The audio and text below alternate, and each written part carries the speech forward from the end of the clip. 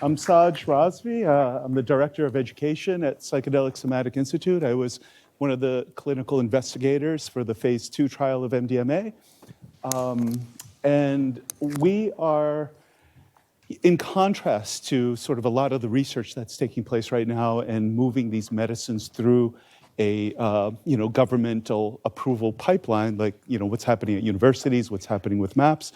Our organization focuses on the intervention side. We're asking the question: does are all different types of interventions equal when it comes to working in the altered state of consciousness that is psychedelics? And our sort of a lot of what I'm going to be describing you today is not what I would call evidence-based, but it's actually kind of the reverse, meaning that it's anecdotal, it's what we find in our practices, and it's a model that's developed from sort of direct clinical experience. Okay, so the first thing is that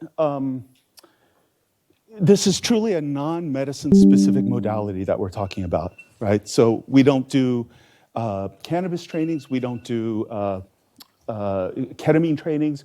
We're working in non-ordinary states of consciousness. Oh, is this on? Okay, sorry. So the idea here is that the body is useful regardless of what medicine you're working with. It's useful to have more of your being online for the psychedelic to move through, right? So that's just kind of a basic assumption that we have. We find that while different medicines offer unique experiences and have their own unique mechanisms of action, they also have a commonality to them, meaning that they all tend to take us to primary consciousness. They all tend to take us to sort of this altered state of consciousness that's far more experiential in nature. Okay. So one of the questions that I think is useful to ask is, when somebody's in a psychedelic state, what's happening to the body? What's the body doing in this process, right? And so what I want to propose to you, what I want to suggest is, just as consciousness is being altered by the psychedelic, so is our biology, right? So is our physiology. What I mean by that is, point B, we gain access to biological functions that are normally suppressed by ordinary consciousness, or what Robin Carhart Harris would call secondary consciousness.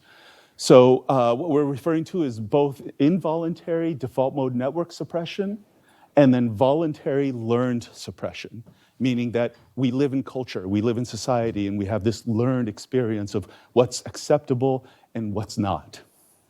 All right? So let's talk about the autonomic nervous system for a bit. I think it's not surprising to most of us that, we're aware that the autonomic nervous system has sort of homeostatic self-correction mechanisms to it, meaning that, if you get too hot, your body sweats to cool you down, right? If you eat something sugary, your body releases insulin to balance out the sugar in your blood chemistry, right? So literally there are hundreds and hundreds of self-corrective, homeostatic features of the autonomic nervous system. We're not surprised by that, but I think what we are surprised by is the fact that that same sort of homeostatic self-correction applies to mental health. And it happens through the autonomic nervous system, right? So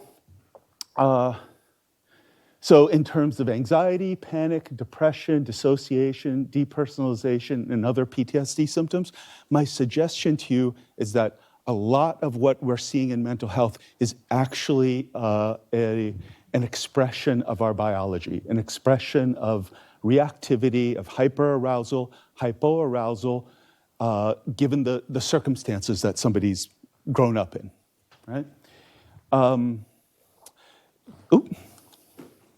Okay.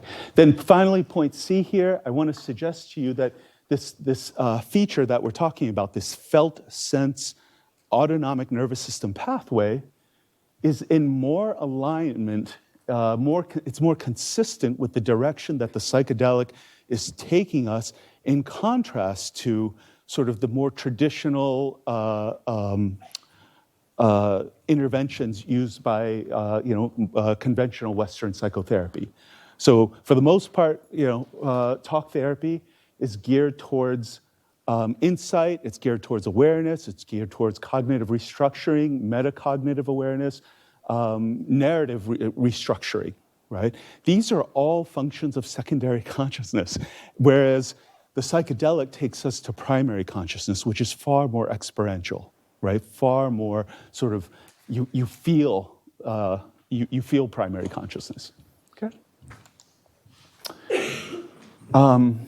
The other thing I want to suggest to you is that this nervous system felt sense pathway is a very robust pathway. This is what we see pretty reliably, that, when people engage in psychedelic therapy, they tend to have, charged memories emerge. They tend to have things that live in sort of non-declarative dissociation emerge and become more associated. This is always accompanied by a lot of reactivity, right? And so, let me see.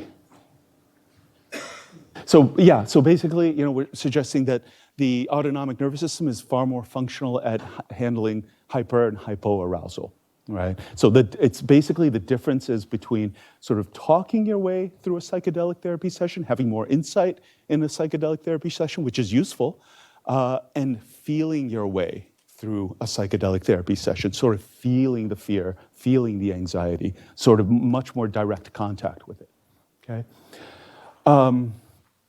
So point B, what we reliably find is that this function, the homeostatic self-corrective pathway of the ANS becomes far more accessible to us in psychedelic states and far more efficient, far more effective at processing trauma, traumatic memory, okay?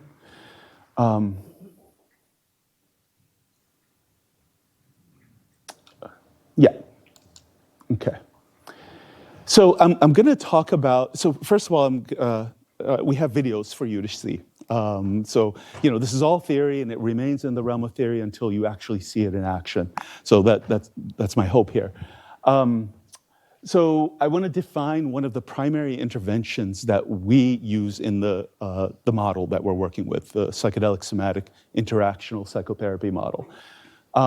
So a selective inhibition is essentially defined as the inhibition of voluntary coping, voluntary resourcing, avoidance strategies of ordinary consciousness in order to make room for the involuntary self-correction. There's sort of a signal that we get in contact with when you go into the body, right? And the only way that we can get into contact with that is if we sort of tone down all of the management signals that are constantly operating over us from ordinary consciousness. Right, so basically what I'm suggesting here, folks, is that you're walking around with traumas, right? And things that have happened to you that perhaps don't live in they haven't been worked with, but they've been very well compartmentalized. And the basic idea of what we find is if we begin to just even inhibit sort of that voluntary coping strategies that our mind conducts, it's a censorship mechanism, and when we inhibit that, then we see the autonomic signal shoot up in terms of traumatic charge, right? The target of selective inhibition is one level of it is that it involves inhibiting physical movement patterns that are designed to calm the system down. Right? So you're probably looking at this, and if you have a clinical background, you're saying to yourself, wait a minute, my entire time in graduate school was learning how to do exactly that. It's learning how to do management strategies, compartmentalization, symptom management, right? This is the opposite of that. This is saying, let's see what happens to your system if you do nothing to calm it down, if you do nothing to manipulate it, right? So in other words, we'll ask people to inhibit deep breathing, fidgeting, wiggling, all sorts of movements. So let me give you a quick example of it. Let's say, you're in therapy and you're describing something difficult that's happened to you. And in the middle of this story, it gets a little activating, so you take 3 deep breaths, right? So what's happening there is that your nervous system is talking to you in terms of the activation, and then your mind is saying, well, no, the story, I want to finish the story, and I have to take these deep breaths in order to be able to tell the story. And if you have a form of therapy that values storytelling, which most talk therapy does, then as therapists we'll say, oh yeah, go ahead and take those deep breaths. We'll support the client regulating in order to complete the story. However, if the modality doesn't value the story, but rather values the experience, values what's happening in the present moment to the nervous system, and in fact, I guess a supposition here is that it's not all that useful to tell the story. We've all told the story many, many times in therapy, and it doesn't fundamentally shift things on the ground, in my experience. So we're saying, okay, pause on the story. Let's follow what the nervous system is doing in terms of activation, right? Is this moving forward on me? Okay. Right, so deep breathing, fidgeting, wiggling, stretching, these are all short-term coping strategies, management strategies, so we inhibit them, right? The other way that people, what we target in SI is mental and visual distractions, right? So in other words, resourcing imagery, right? So if you're in the middle of experiencing something difficult and then you go to your beach vacation, you're no longer going to be experiencing something difficult. You're no longer here, right? So we're keeping people in the room, we're keeping people associated. Meditative detachment, right? So there's lots of forms of meditation. I don't want to sort of get into a big can of worms there, but certainly there's ways that people have developed their meditative practice as a way to detach from their direct experience, right? And we're saying, don't detach. Let's see what happens, if you get on the train, and let's see where it takes you, right? Top-down cognitive reframing. Again, all things that are very much supported in therapy, right? And point C, inhibition of the voluntary management yields basically an immediate nervous system response, okay? Which we'll see in just a bit. So again, the purpose of selective inhibition, we want to see what the nervous system is doing in the complete absence of ordinary consciousness manipulation. Right? It's a fascinating question because you would think that, oh, this is just sitting still, right? It's not. You would be shocked at just how little selective inhibition you need to apply to a system to start getting these responses. So a selective inhibition is a directive container, right? So we're directive in that we're asking people to not manage. However, what emerges in that container is completely trusted, right? So in other words, that's the primary consciousness process. That's the psychedelic process that we're looking for, right? Okay. So all right. The one last sort of theoretical lens that I'd like to give you before we go into the videos is just the sense that, we are designed, we are hardwired to be creatures of the past, right? We want to think that we live in present moment reality, but our biology says otherwise, right? So basically, the way I like to sort of give this to people is just, imagine that, you're sitting in a therapist's office, right? And on the one hand, you have a present moment existence, right? You're an adult, you're in this room with another adult, here's the relationship that's there, right?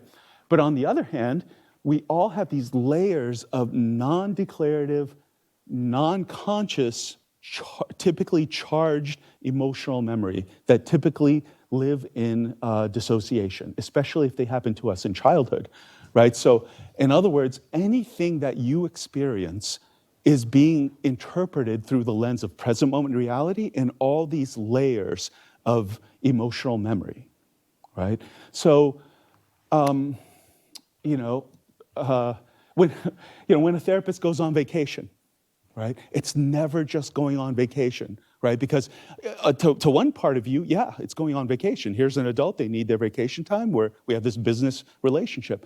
But to the 4-year-old that's in the room listening, it's seeing the therapist go away through an attachment lens, right? Oh, I don't know why this is, right? So,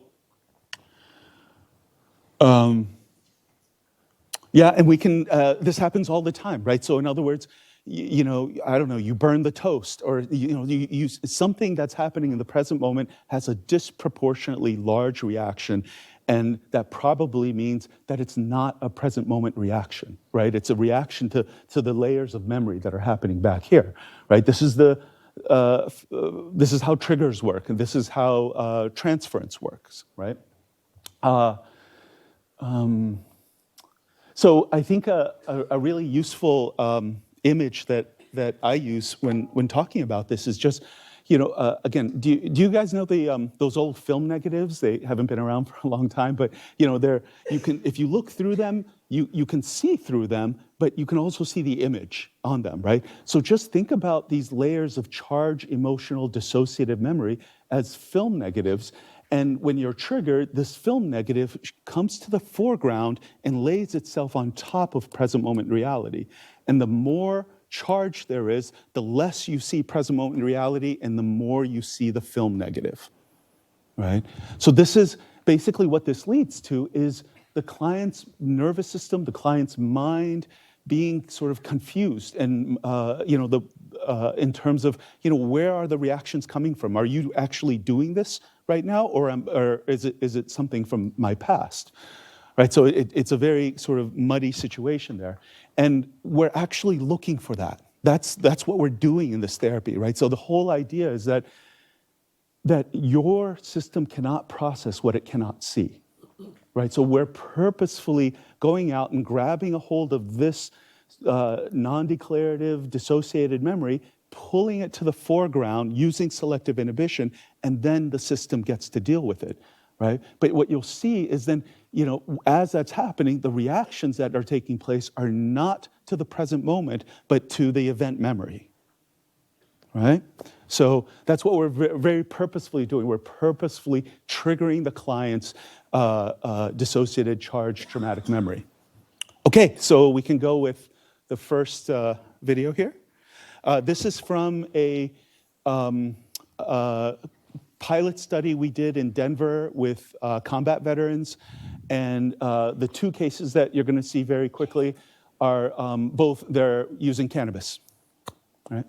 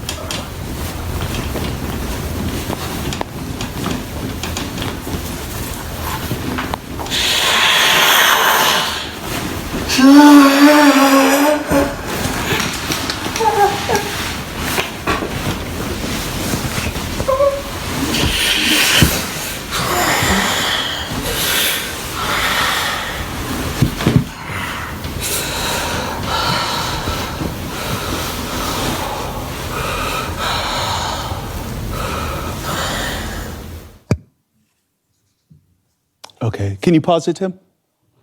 Thank you. Couple of things about that, right? So again, you're not seeing the preparation work that leads up to this process, but again, we're doing selective inhibition. So we're asking clients not to move unless their muscles are moving them, right? So folks, just to think about it this way, when you're walking down the street and you're on a cell phone, Oh, that's me.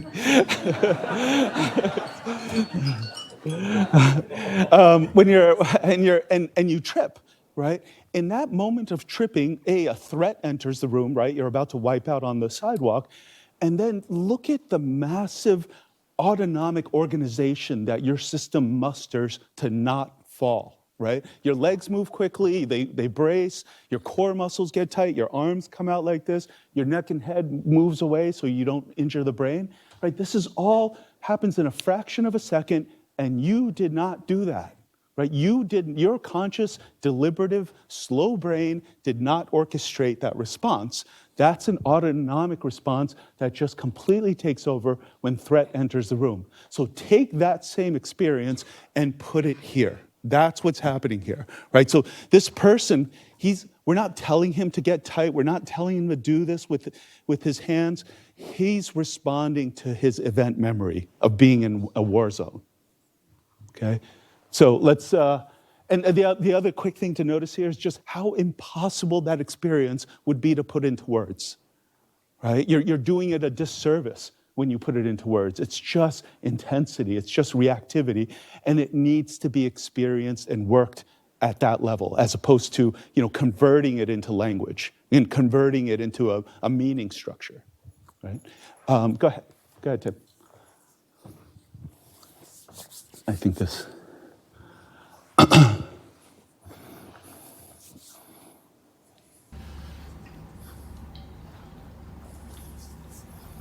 So keep your eyes on his legs.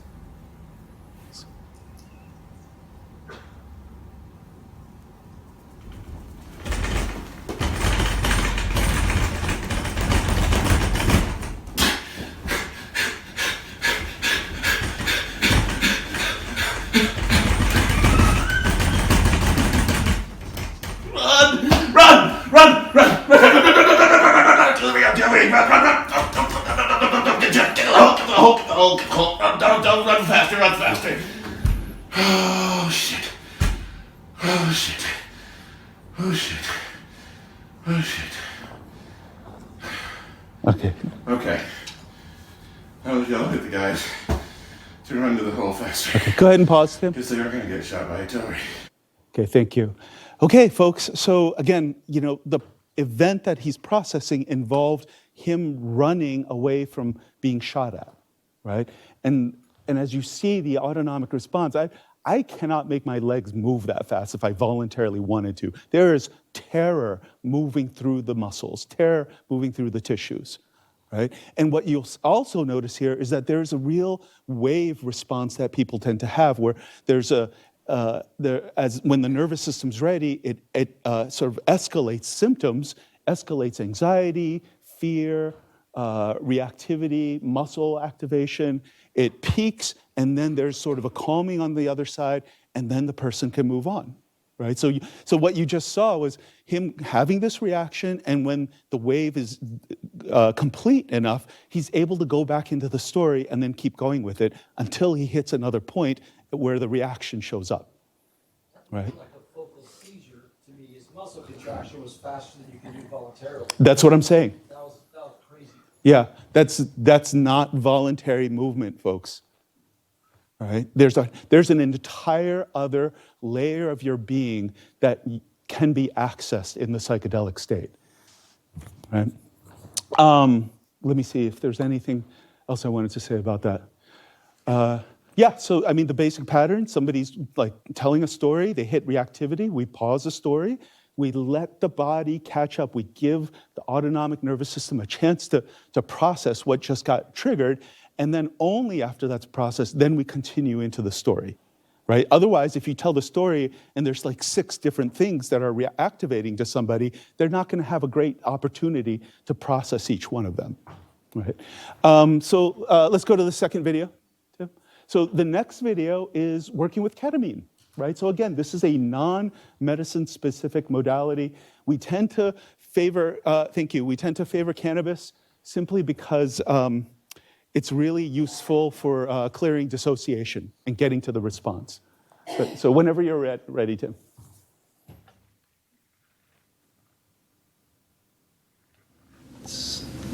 I'm going to open up the possibility of eye contact again.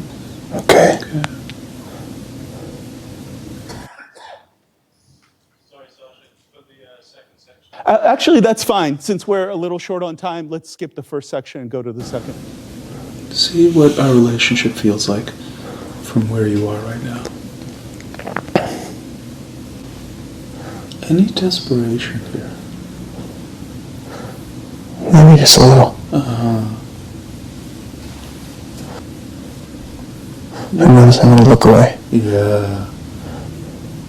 So see what comes up when you don't.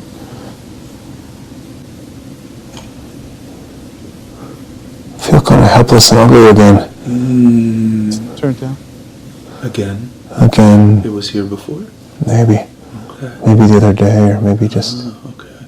Tim, can you just giving pause? my leg. There's the hip going again.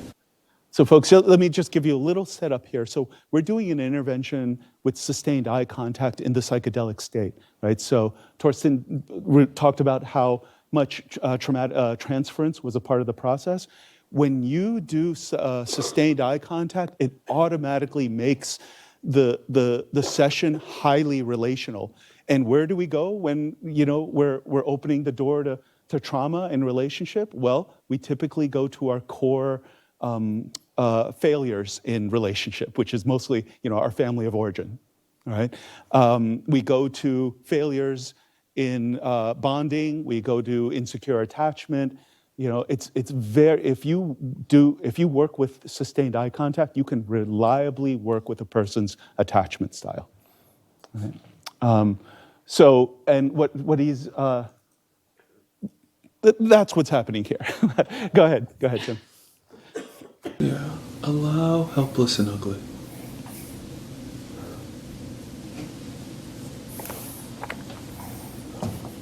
See what that looks or feels like from the inside out. I feel this impulse to reach out. Okay. My left arm. Yeah, let's notice wanting to reach out. Let's see how your body does this.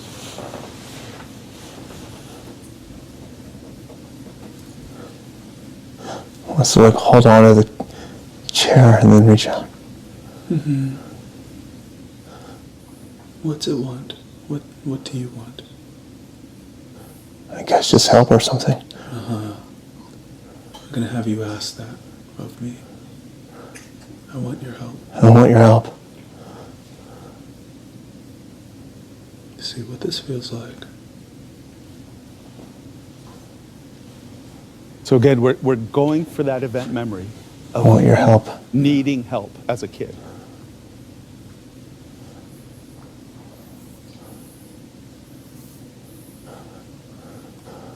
My pec just activated, kind of. Neck and shoulder. Right. Left. Left. Yeah. Yeah. Notice that arm and hand really coming out.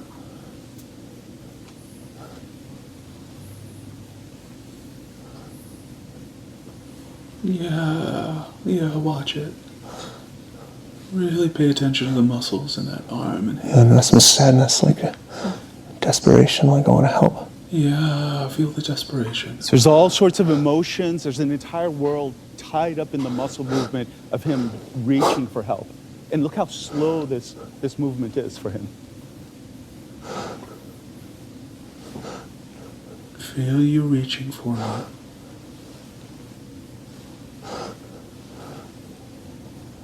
And do you have a sense right now, Matt, whether your reaching will be met or will it not be met? Do you have a sense of, will there be my hand to meet yours? I hope it does. You hope it does? Yeah. Do you have a sense if it will or not? I don't know. Okay. And look.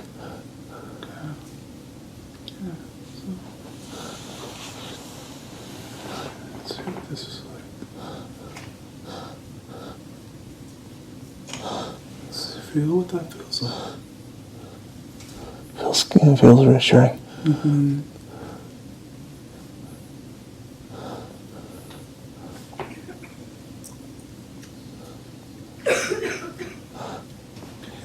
Can you move ahead 30 seconds, Tim? Stay with the desperation if that's still here.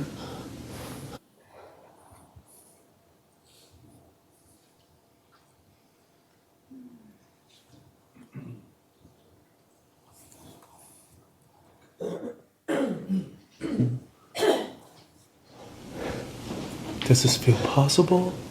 Does this feel like something you're trying It's for? starting to feel a little bit sad, like I might not be able to do it. Might not be able to get there. Yeah. Just notice that. Yeah, feel the muscles.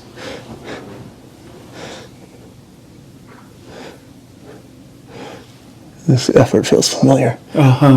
Stay with the effort. He said this Stay with effort the for reaching. feels familiar. Anger. 40 seconds. It's almost- It's so hard. Yeah. What's hard about it, if you can describe it? Just why do I have to work so hard? Yeah. Notice how hard you're working.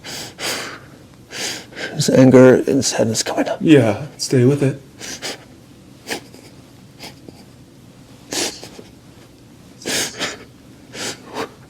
Working so hard. Why do I have to work so hard? Yeah. Yeah, stay with it. Stay with it.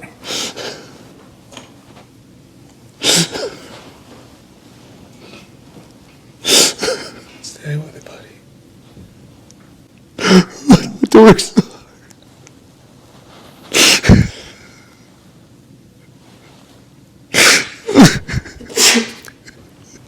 Stay with it, buddy.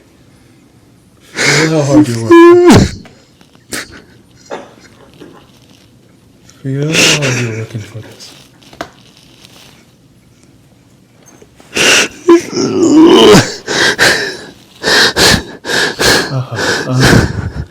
Stay with us. Right here. Okay, let's pause it there. Okay, folks, my time's up. I'll just say that is, it's not all about the corrective. Part of the process is the reemergence and expression of that memory. And the memory here is where he had to work really hard and it didn't work, right? So that's what we're holding in the container at this point. Okay, thank you. Thank you.